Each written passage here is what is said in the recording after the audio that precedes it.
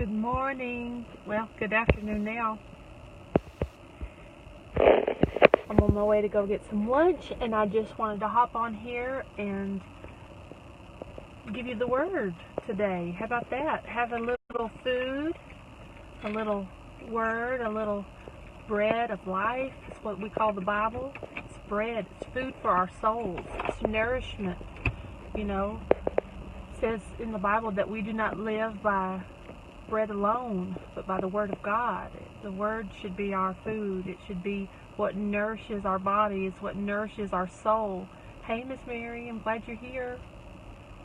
When I've been reading my Bible, I'm trying to be more cognizant of not just reading it, but be aware of the promises that are incorporated in the Scriptures, because when you're doing battle, when you are helping somebody. Hey, Miss Natalie. When you're doing battle or you're counseling somebody or you're encouraging somebody, it's good to remember those promises so that you can stand on them and, use it in your prayer life. And today I wanted to give you an analogy of when I was learning to drive. I remember my dad saying this. He said, MJ, are you looking in front of the car or are you looking down the road? I said, I'm looking in front of the car. Why? He said, I don't want you to look in front of the car. He said, I want you to look down the road when you drive. I want you to be aware of what's coming ahead. He said, yes, every now and then you need to look down in front of the car, but for the majority of your time, you're going at such a fast rate of speed that it's more important to be looking down the road at what's coming. Is there a curve in the road? Is there construction on the road? Is there animals crossing? It's so important to have your eyes looking ahead.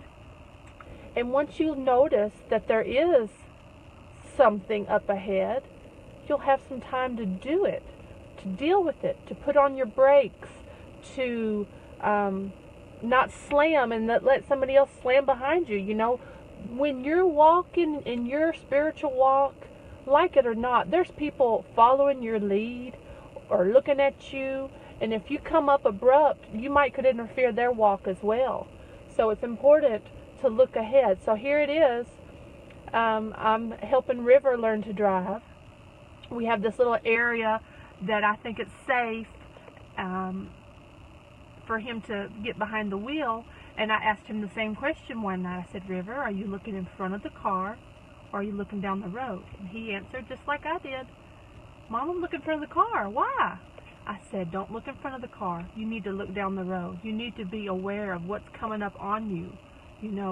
If you can trust that you're going between the lines, the front of the car will take care of itself. You need to be looking ahead. And so when I'm reading in the book of Isaiah, that's our verse for today. Isaiah 45, verse 2. I will go before you and make the crooked places straight. God goes before us and He makes the crooked places straight. And that again is in the New King James Version. In other translations, He says, I will go and smash down the mountains. I love that analogy. What are the mountains in your life? What are the things that you've been working in your own might? What are the things that you've been trying to get around? Have you been trying to go around the mountain? Have you been trying to go over your mountain? It says here that God will smash down your mountains. But you got to ask Him to. You got to give it to Him. You got to say, Lord, I'm in this vessel. I am in your will. I've checked my armor. I'm in right standing with you. I've got my breastplate of righteousness, and I've got my helmet of salvation. I've got my sword of the Spirit. I've got my shoes of peace. I got the belt of truth. I think I'm doing what you want now. Lead, guide, and direct me. Not only that, make the crooked places straight. Smash down my mountains. Isaiah 45:2. It says He'll do it. Does that mean when you're driving on the road of life that there will never be deer that cross your path? Does it mean there will never be road constructions or potholes? No. But when you have your eyes looking forward, looking ahead, He'll equip you. He'll give you what you need. to make the path safe, your journey would be without bump or wrinkle, that your journey would return you home safely to your family, because that's what we're to do. We're to be commissioned to go out. You say, well, I'm just a teacher, I'm just a nurse. That's your occupation, but that's not your profession. Your profession is a Christian warrior. You're out there influencing people for the gospel, whether you know it or not. Or if not, you're missing wonderful opportunities. I've been a nurse for almost 18 years, and I've had opportunities where it's been appropriate and within legal ramifications to talk about the Lord. They've brought it up, and I've engaged in conversation.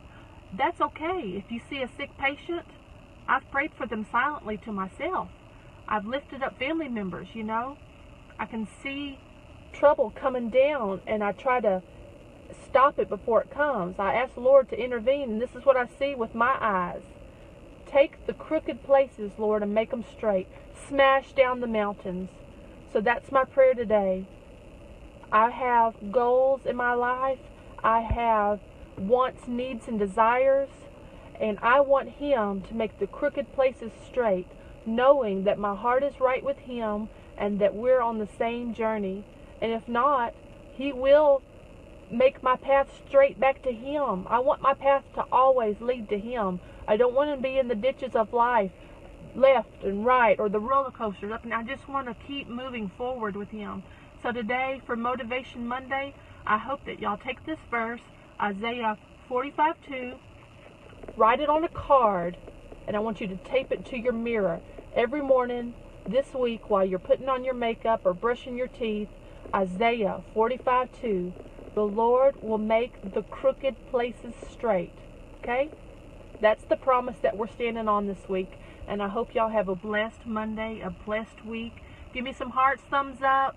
If you watch this later, please type replay so I see who came back later. I love y'all. Hope y'all have a great week. And until I see you again, bye.